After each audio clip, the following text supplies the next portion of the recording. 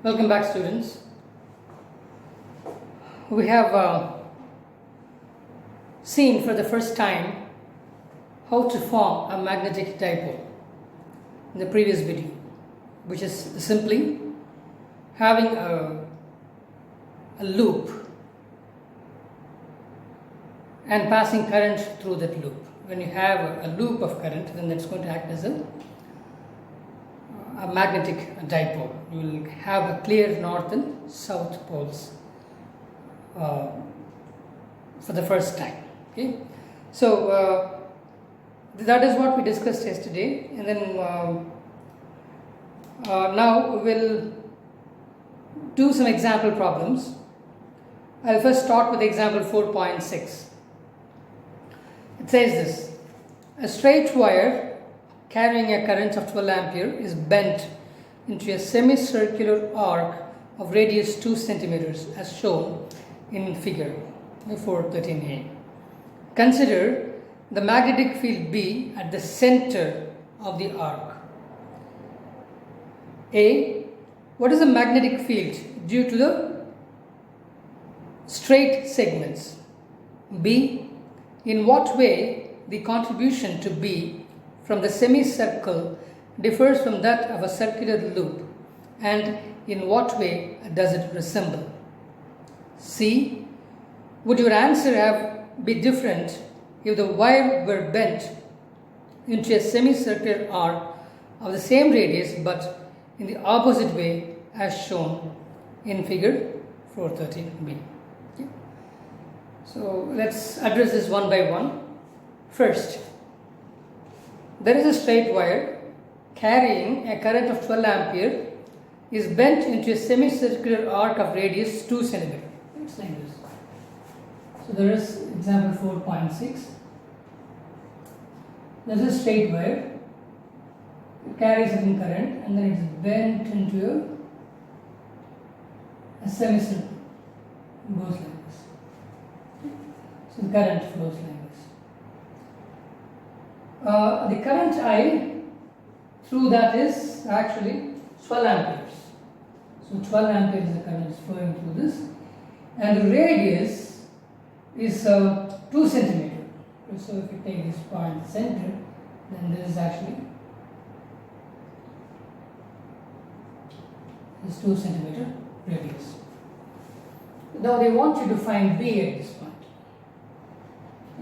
So how do you find B? Well, I can use Biot-Savart's law, which says that you have to take a current element and find dB for that element, then take the next current element, find dB for that element, and if you keep adding all these all these fields due to all these current elements, and that will give you the net magnetic field at that point.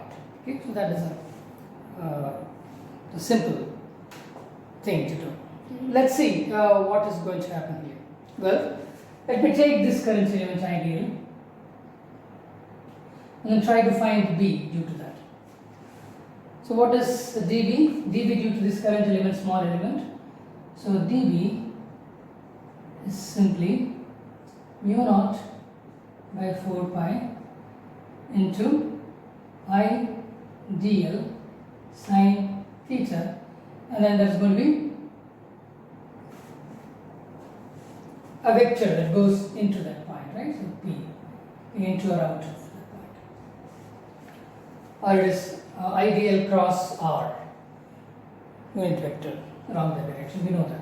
So the magnitude is this, mu naught 4 pi, mu naught divided by 4 pi to ideal sine theta, where sine theta is the angle between the radius vector from that dl and the ideal, the current element. So that's what it is. But you see, take this small current element in the straight wire. What is going to be B here? Well, mu naught will have a value, 4 pi will have a value, I is 12, dl maybe some length, okay, dl, and sine theta.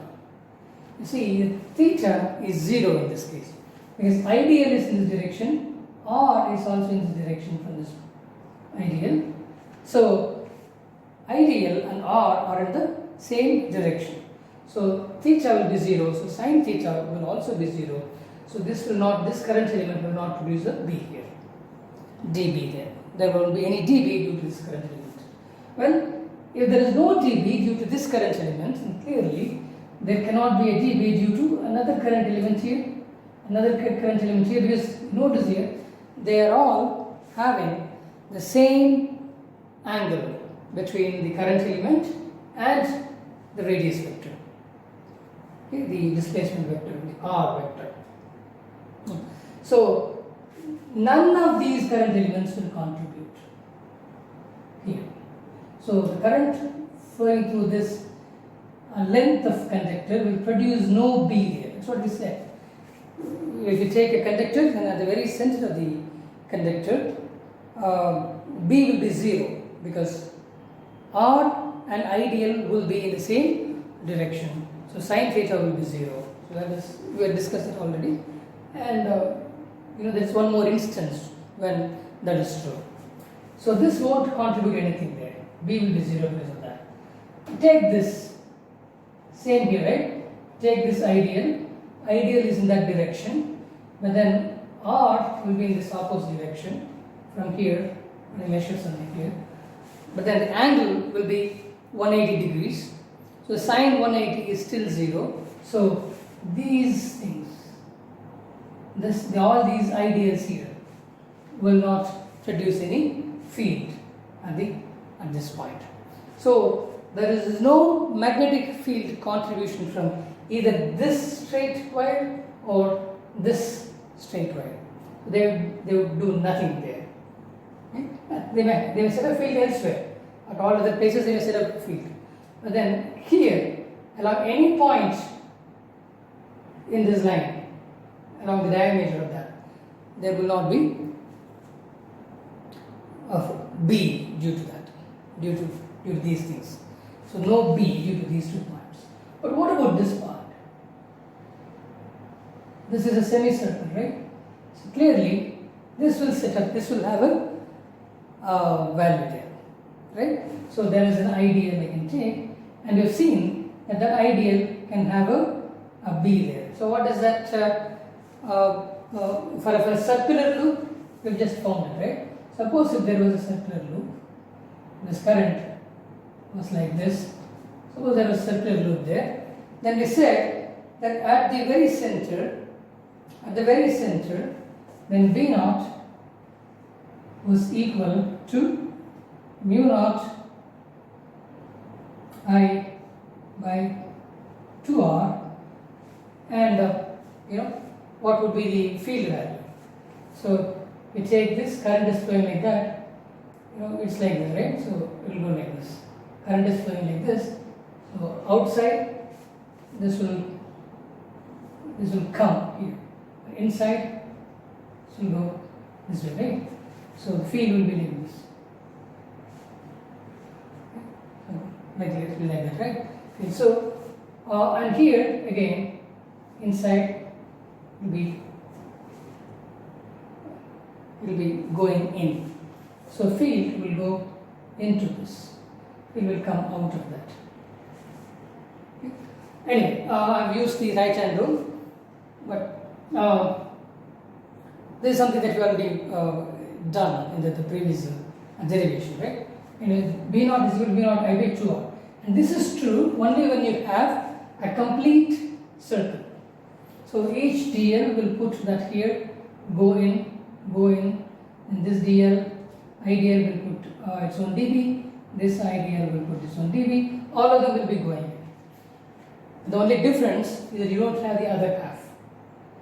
If it was a complete circular loop, then this would hold good. But I have only half of it. The remaining half is not there. So I can say that B at this point, B is actually equal to the whole contribution by 2. Of all the complete circular loop, it would have contributed this amount.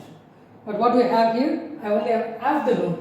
So these ideals will not contribute anything to the magnetic field at the very center. So this is going to be simply B naught by 2, and that is going to be equal to mu naught I by 2 to R. Okay, so that's easy again. What is mu naught? 4 pi 10 power minus 7, current is 12 amperes, and this is twice 2R, right? This is twice, it's 2R, so 2 R is 2 centimeters, which is 2 into 10 power minus 2. Okay, so this would be 10 power minus 5, and this 4 and this 4 will be gone, and I have this 6 into 3.14, so somewhere around 18, right? 18 or 19. So 3.14 into 6, approximately equal to 18 something. 18 into 10 power minus 5.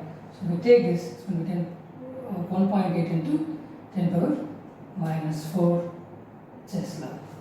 So that is actually the magnetic field at the very center. There are two things that you need to remember when you do problems like this. One, you see the contribution to this magnetic field here from this part of the circuit and this part of the circuit is 0, because that point is along the same line as ideal.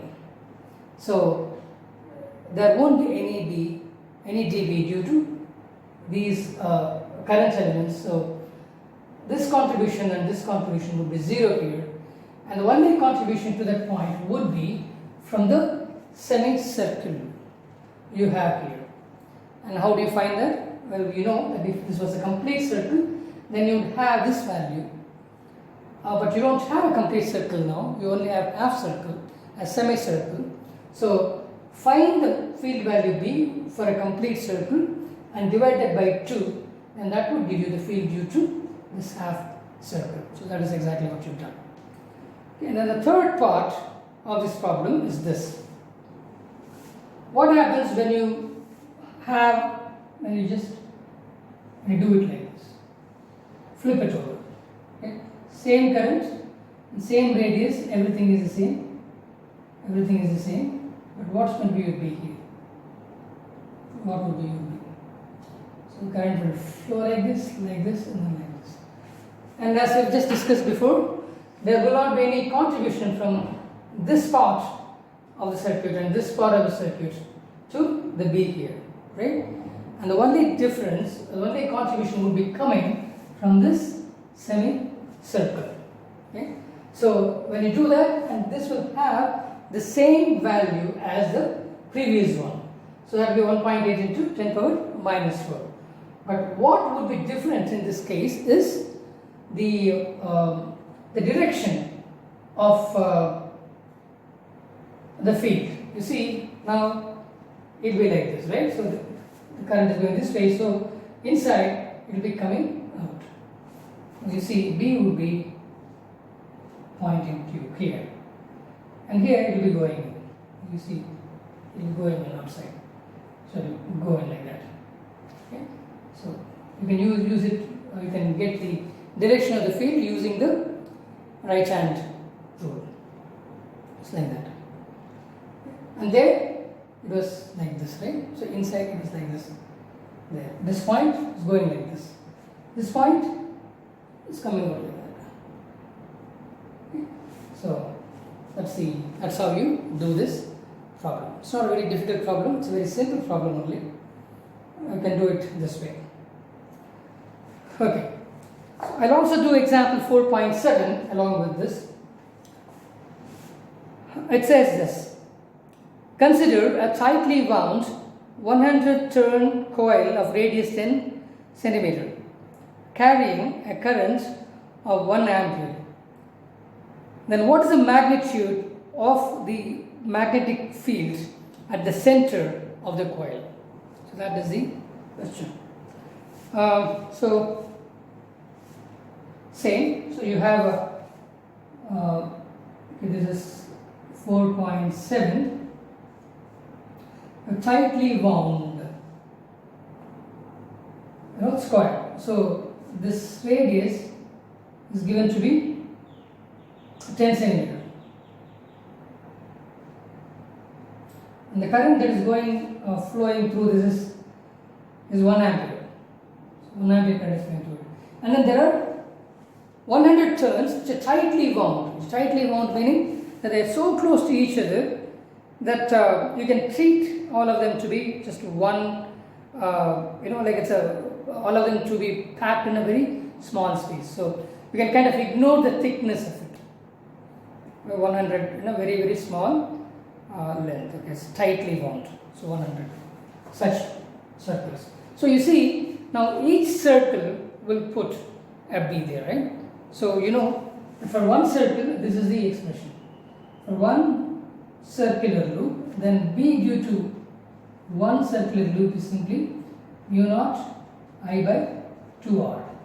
But what you have here, you have 100 of them,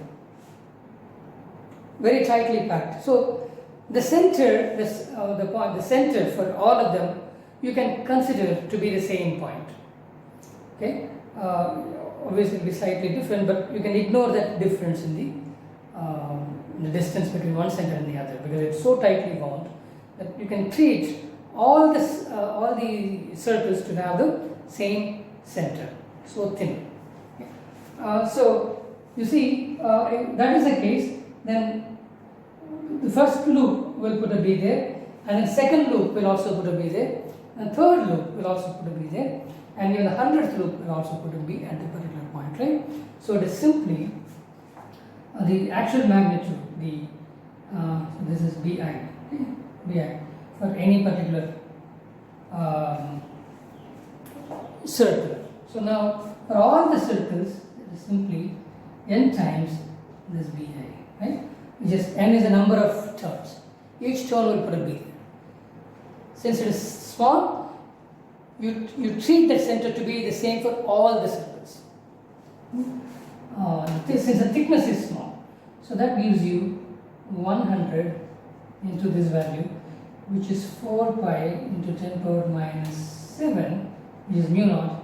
I is simply 1 amperes divided by 2 into what is 10 centimeters, and that is 10 power minus 1, right? That's all. So this will be gone, 10 power minus 1 and 10 power minus 6, and this will be gone, will be 10 power minus 4, and this will be gone, will be 2. So 2 pi into 10 power minus 4, so that is going to be equal to 6.28 into 10 power minus 4 Tesla. That is the magnetic field at the very center of this tightly wound coil of 100 turns, which carries a current of 1 ampere in it and makes a circle of radius 10 centimeter. Hope this is clear to you. Okay, the next item on our agenda is the Ampere Circuital Law. Okay, let me just write that down first. Ampere's Circuital Law.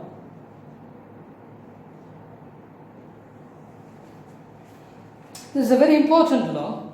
Okay. I can say that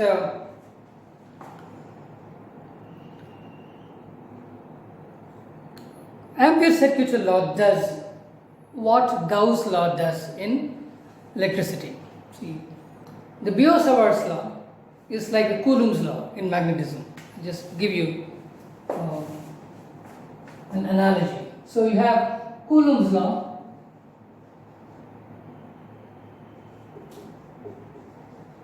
and its equivalent is Biot-Savart's law in magnetism. This is electricity, this is magnetism. And then you have Gauss's law,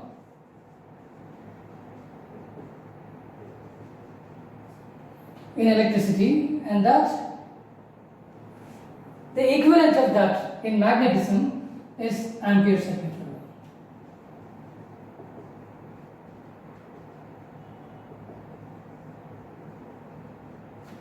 So this is the law we are going to see now. Okay. Again, Ampere Circuital Law can be used profitably in some symmetrical cases, and then you can find B using that. Okay. I mean, what would you have done here? Coulomb's law will give you B. Coulomb's law will give you E, right? It will give you E. But it may, if you're going to use Coulomb's law in all cases, it can become mathematically complex. But Gauss's law can also be used to find E, and it can make the mathematics simpler.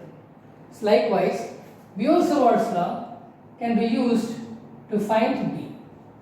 Yeah, that's the basic law, magnetism. And Ampoule Circulation Law again can be used to find B. The difference is this. The difference is this could be mathematically complex, and this can be mathematically simple. In certain cases, not in all cases, but in many cases, Ampere Circulation Law can be very, very, very handy. It can allow you to calculate the B value very quickly with much less mathematics involved than in the case of Biot-Savart's law. Okay. So now, with that introduction, let's see what Ampere Circuital Law says. Okay. See, when you have a conductor, suppose there's a current flowing through this conductor, there's going to be a magnetic field set up around it, right? So there's a B here, B here, B here. And if you go further, you will have a different B value, magnitude. Okay. And then if you go even further, and the B could fall off, in magnitude. It can be much smaller, but you can sense that when you have a conductor carrying current, there would be a magnetic field around it. Okay. So now what he says is this. So take a conductor. Imagine an open surface. Okay, open surface is something like this, an open surface. See, here what did you consider? Gauss's law, you considered a closed surface, like it has to make a volume, right? This has to make a volume in the case of Gauss's law. But in the case of Ampere Circuital Law, you are going to have an open surface, just like a piece of paper, or even as a bag, an open bag. If it is open, you see, it can be like this, right? Like this. It can be bent like this, but it is still open. The surface is bent, but it is still open. Okay? This is also an open surface. This is an open surface. So the surface is open. That is important. So what it says is that if I take an open surface of any size, any shape, can be a triangle, it can be a circle, or it can be a rectangle, or a square, or even an irregular shaped surface. Okay? If I take that, each point on that surface will have a B, right? Suppose this is a current carrying conductor. Because of this conductor, each point will have a B. So if I do a B dot dl integral of the closed loop of the surface. See, the surface is open. The surface is open. But then this is going to be a closed loop. If I do B dot dl, B dot dl, B dot dl, B dot dl, B dot dl, B dot dl, and there are many other B dot dls here, and if I do a B dot dl integral of this closed loop of an open surface, then it will be equal to the amount of current, or the net amount of current piercing through the surface. It's like this, like this. Okay, so if it is something like this, there is a conductor which carries a current I. Now this is an imaginary surface, just like the Gaussian surface was an imaginary surface. I am going to imagine a surface like this, and at every point on this on the contour of the surface, on the periphery of the surface, I will have a B value. Many different B values I have. But B dot dl, the closed loop integral B dot dl of this open surface, if I do this, this will be equal to mu naught times the current piercing through the surface. So if I have to explain it, it's like this. So Ampere Circuital Law, called as Ampere's Circuital Law, ACL, says this. Okay? The closed loop integral B dot dl of an open surface, the closed loop integral B dot dl of an open surface is equal to mu naught times the current piercing through the surface.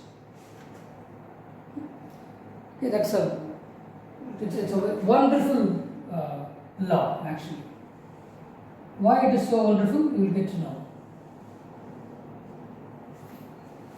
So this is Ampoule Security Law. Ampoule Security Law, ACL is this. So what does it mean first of all? Suppose I have, this is a conductor, suppose, okay? This is a conductor. A current I is flowing through it. And clearly there will be B here, B here, B here, and all the B's could be different, you notice? Okay? But if I do, let me take a surface like this. And let us suppose that this is the current is piercing through it like this. See, there is a current I. Then there will be B1 here dot dl, B2 here dot dl, maybe B10 here dot dl, B20 here dot dl. So I do all these B dot dls and then I sum them all up. See, closed loop integral, right? And sum them all up, then that will be equal to mu naught times I. Okay? So this is where the current is piercing through it. Current piercing. I is the current which is piercing through the surface. Like this. It's piercing through the surface. It will be equal, if I do B dot dl, there will be B here, right? There will be B here because of the current, different B's here, right? See, like this. Well, okay, now let me take a different surface. Same current, let me take this surface. You see, it's a different surface, right? It's not the same surface as this. But then you'll have a different B here, different B here, different B here, different B here, different B here. But if we do this, again closed loop integral B dot dl of this open surface, the surface is open. For this surface also, it's going to be equal to mu naught times I. So whether I take this surface or this surface, the closed loop integral B dot dl will always be equal to mu naught times I. I is the current piercing through the surface. Okay, instead, shall I take this kind of a surface now? Well, same. I have different B here, different B here, another B here, and there.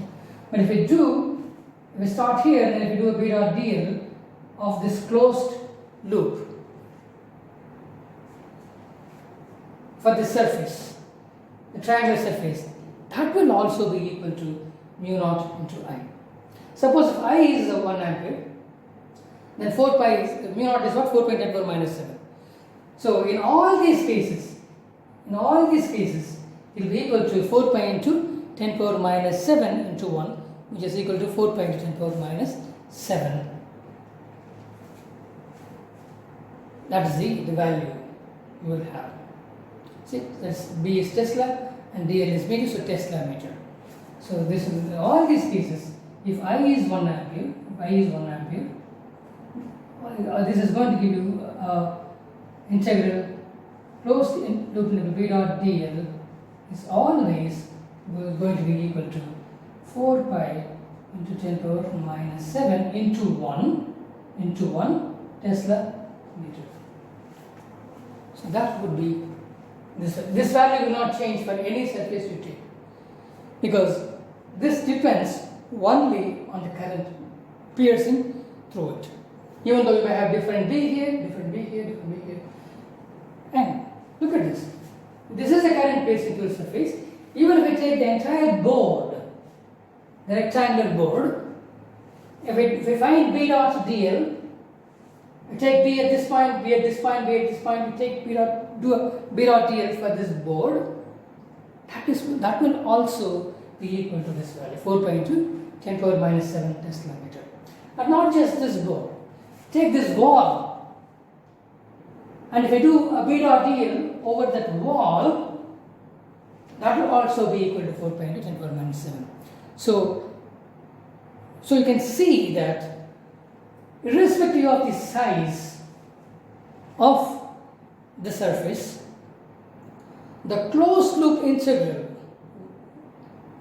B dot dl for that surface will always be equal to the current mu naught times the current piercing or penetrating through the surface. It has to penetrate through the surface. It has to go outside. Okay? So this is Ampere's circuital law. This law can be very handy when you consider some special cases. Okay. One such case can be this. I'll do it this way. Okay. Suppose there is current I flowing through it. Okay. Now I want to find B at this point, which is at a distance R from here. I want to find B at this point. It's current I flowing through it, and I want to find B at this point. So what should I do now? Well, I should imagine an open surface, and I should do a closed loop integral for that open surface. Then I know that it's going to be equal to mu naught times this I. Okay. So I need to come up with, this is true for any surface, but I have to choose a surface somewhat smartly. What I'm going to do now, I'm going to imagine a circular surface. Okay? With this at the very center. Right now it's not the very center. Yeah. At the very center. I'm going to imagine a circular surface, which means that at every point on the circle I'll have the same B, right? Which is good. At every point on the surface I'll have the same B. So let's see how it works here. Why do we say that it is every point on the circle will have the same B? Well, this is I, and this point B is at distance R, and this point will also be at distance R. This point will also be at distance R from the conductor. Conductor is into the board, right? Current is flowing into the board. So if I take a point, all these points are the same distance from the conductor. So if there is B here, you must have the same magnitude here also. Magnitude here also. That's kind of, it's from the symmetry, I can make that argument, right? Anyway,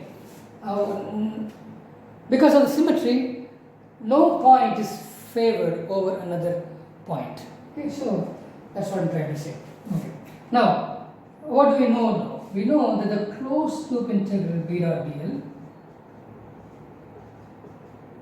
of this open surface, I start from B, I have to come back to that point again. So that it must be equal to mu naught times I. So I know. But what is B dot dl? Okay, what is dl? Let's say like how B will be. I is in this direction, I is going to be in this direction. So if I use the right hand rule, then this would be the direction of B, right? So direction of B. So B will be like this. At this point, we are tangent to the point. So here B will be like this, B will be like this, B will be like this. So you see, we are going to have B is in different direction, but you can see that they all have the same magnitude. So the tangent. So dl will also be along the tangent, right? So if we start here and we do a closed loop B dot dl, then let's see what is going to happen for me. Let's see. So this one. So B dl. So we integral B dl cos theta.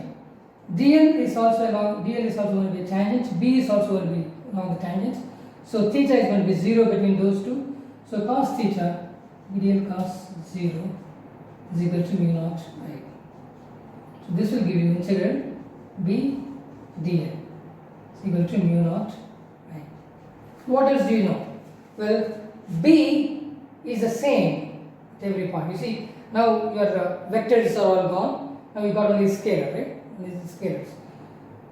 So B is the same at every point. So I can take B out. B can be taken out, and that leaves me with B dl. And that is going to give me mu naught I.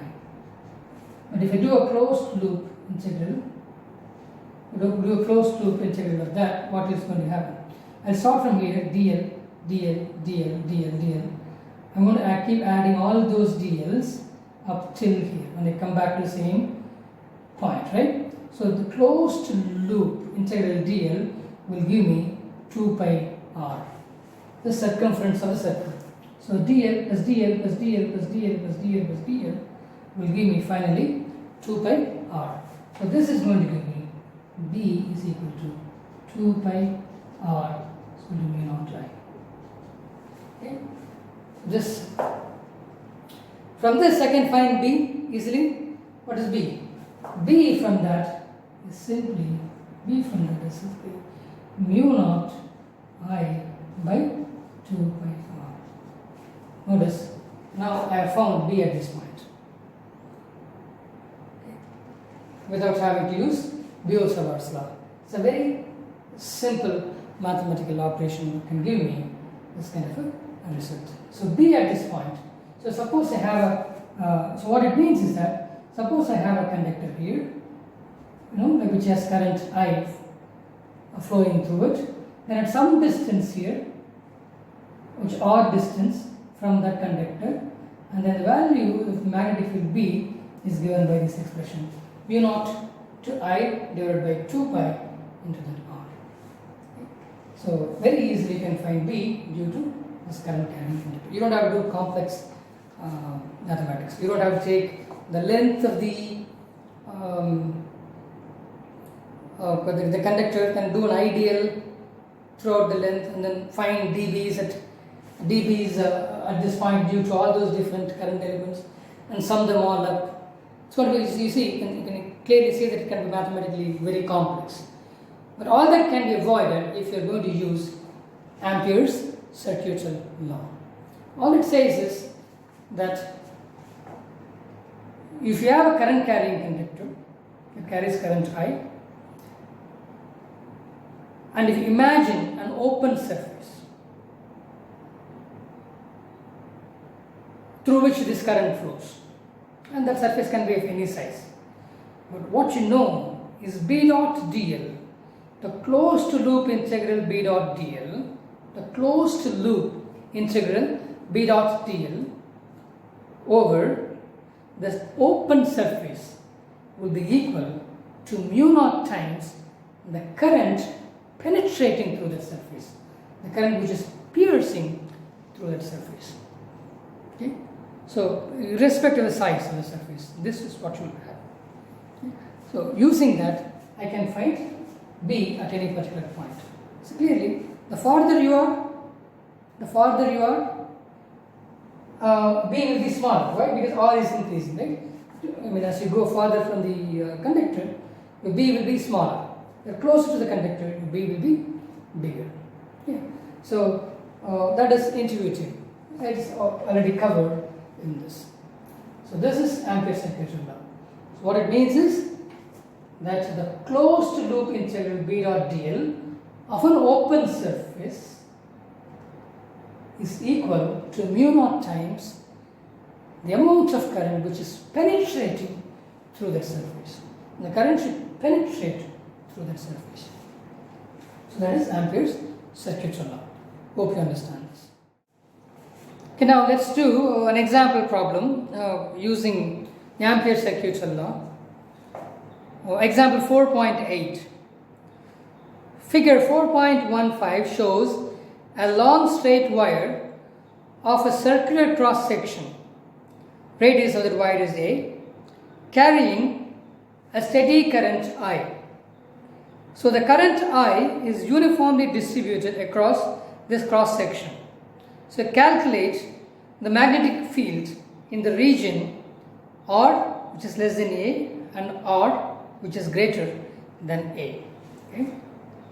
So simply you have a long wire. See the picture there is a little confusing, so I want you to understand this. Okay.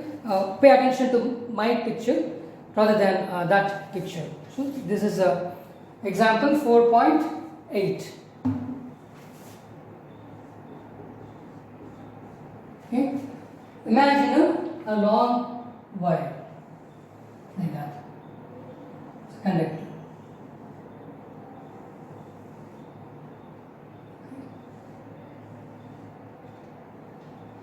Let's say current is flowing through that conductor. Let's say this is the direction of the current. I. The total current is flowing through it. Now, see, the current is flowing through, right? The current will flow through the entire area, right? Now, like this. The current through that, through that, through that. Current will be flowing through the entire area. This area, okay? The radius is given to be. This is A. This is A is the radius. And the total current flowing through that is I. Okay. So the total current which is flowing through that is I is the current flowing through it. Now the point is, what would be the magnetic field inside that conductor and outside the conductor? Okay. See, this is like that. This is thickness. So this is current flowing through it. So what's the magnetic field inside the conductor from the center? What would be magnetic field here, here, here, here, and then what would be the magnetic field outside the conductor?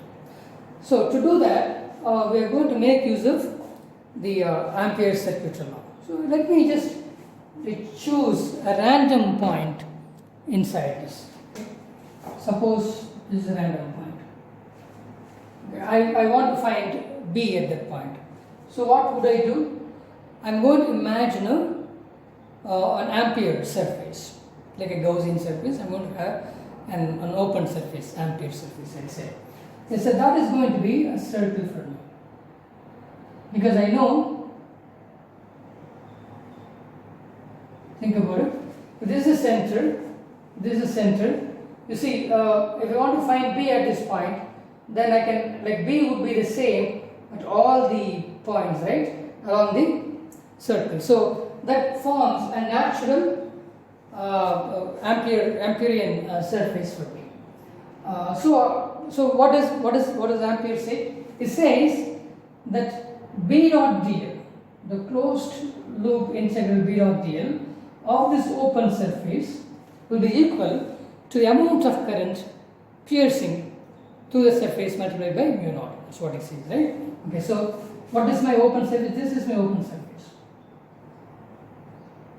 Let's say that open surface has a radius r, okay, a small radius r, which means that the point, this point, let's say this point P, at a distance r from the center. So what would be the B at that point? What would be the magnetic field at that point? That's the question. So how can I do that? Well, I know that for this circle, the inside inner circle, B dot dl, okay, the closed loop integral B dot dl is equal to mu naught times the current piercing through the surface. See, notice it's not the total I. The total I is the sum of all the currents in the entire conductor, right? But if I take one small circle inside, then I need to consider only the current which is piercing through that small area, not all the current.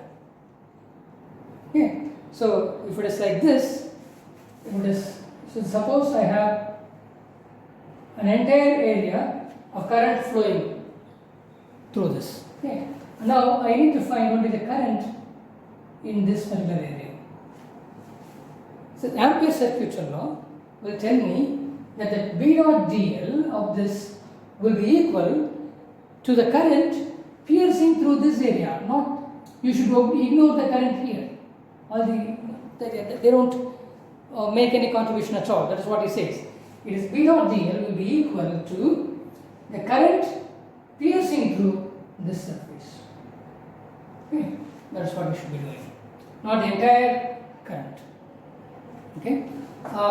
So this, right, P dot dl, because since B is the same, and B dl cos theta, as we just did previously, this would simply be integral B dl, right?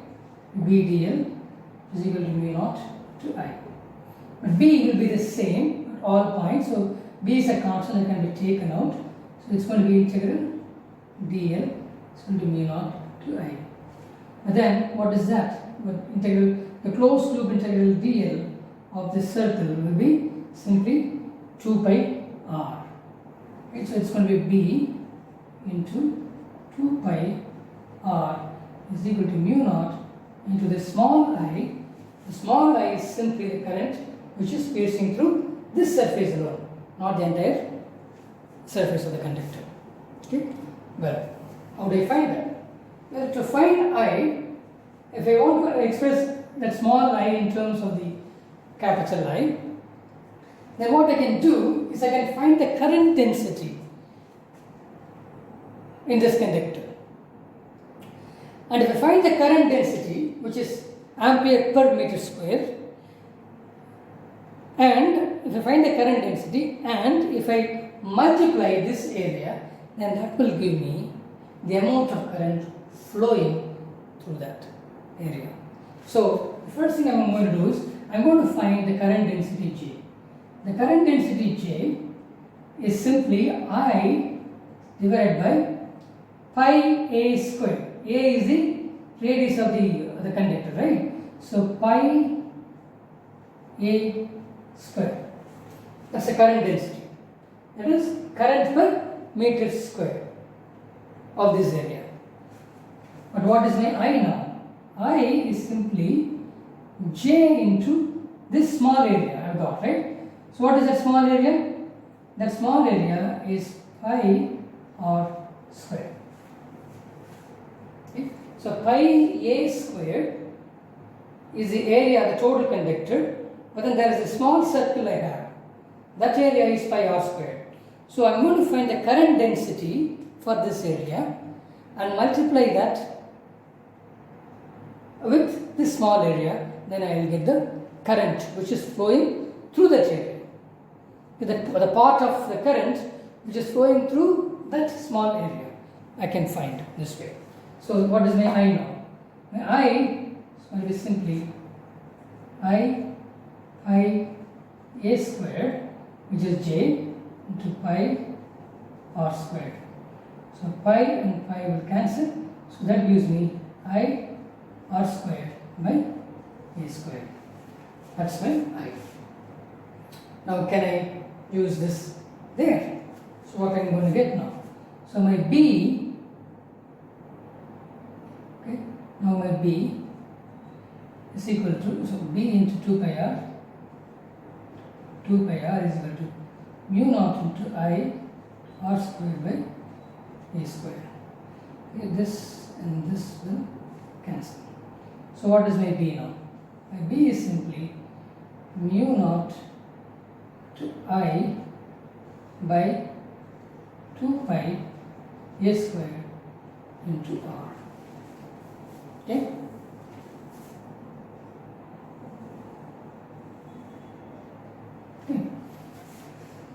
So look at this equation for a while. Mu naught is a constant, I is also a constant. The amount of current is flowing through the entire conductor. 2 is a constant, pi is a constant, a is the radius of the conductor, that is also a constant. So this is a constant and this is the variable. So that r tells you the distance from the center. So if you are close to the center, you will have one value of B. If you are away from the center of this conductor, then you will have a different value of B. But you notice here, it is like y is equal to mx. Yeah? It is in the form of y is equal to mx.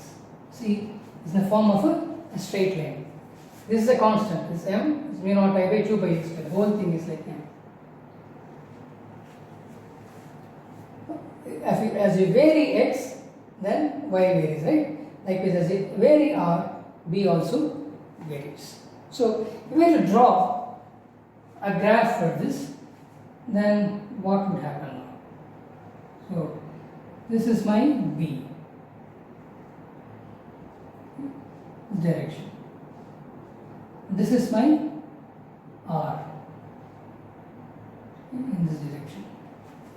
Well, let's see what happens now. When R is 0, which is at the very center, if R is 0, then this will be 0, B is 0.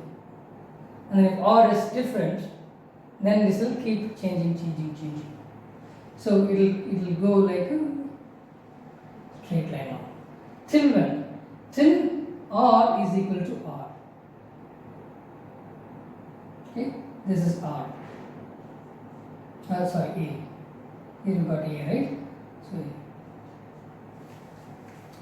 So till get from 0 to this will increase like that. But now let's see what happens when you go beyond this value. A.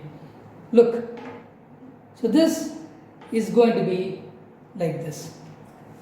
Just if your R is from the center, you are increasing the current as it becomes bigger and bigger.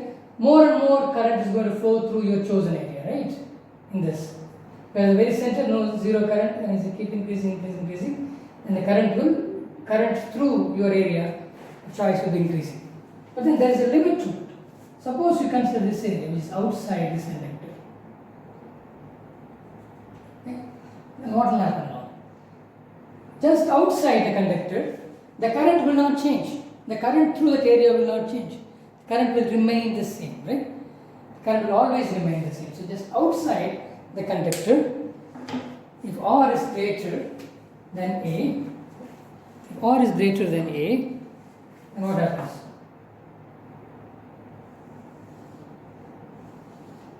If R is greater than A, let's see what happens. The same integral B dot dl must be equal to mu naught into this time, irrespective of the size, the amount of current which is flowing through that area will always be equal to this capital I. Okay? No further T.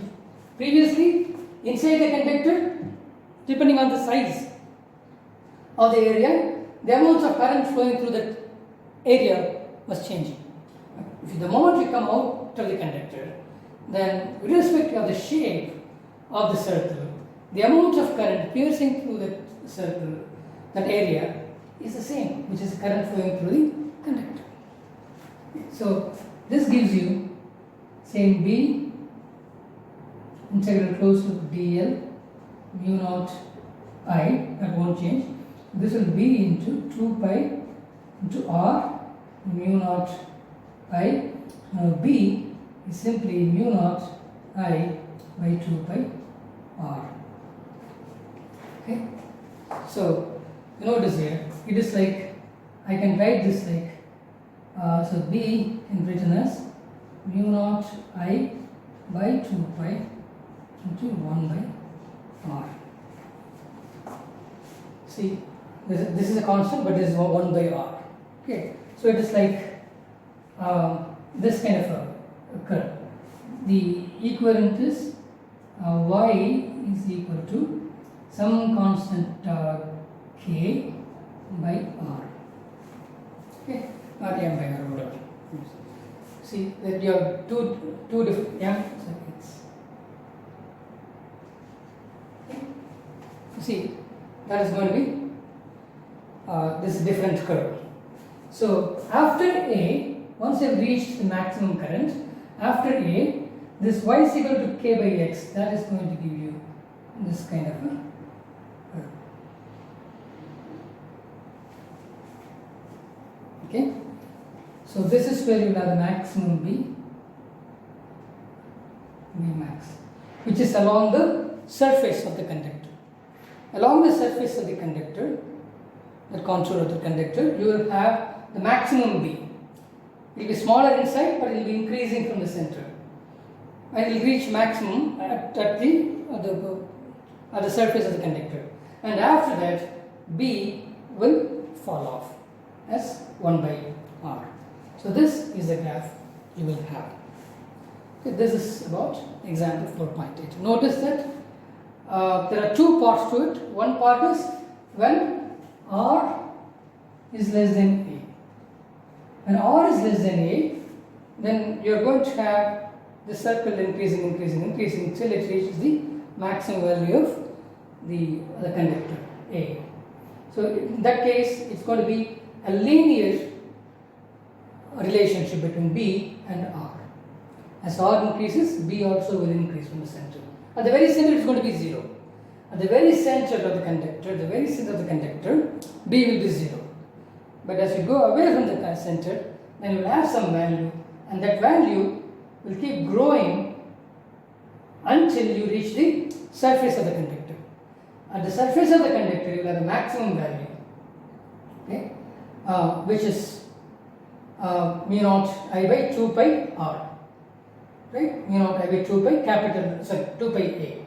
So Bm, and right, so Bm, maximum Bm is equal to mu naught I by 2 pi A. The same thing, whether you go this way or you go this way, that's what will happen. When R is equal to A, then A squared, A will cancel, mu naught I by 2 pi is what we will get. But here also, when R equals A, we will get mu naught I by 2 pi A. Both cases, this is the junction of the two groups. Okay, and after that this will fall off. Hope this is clear to you.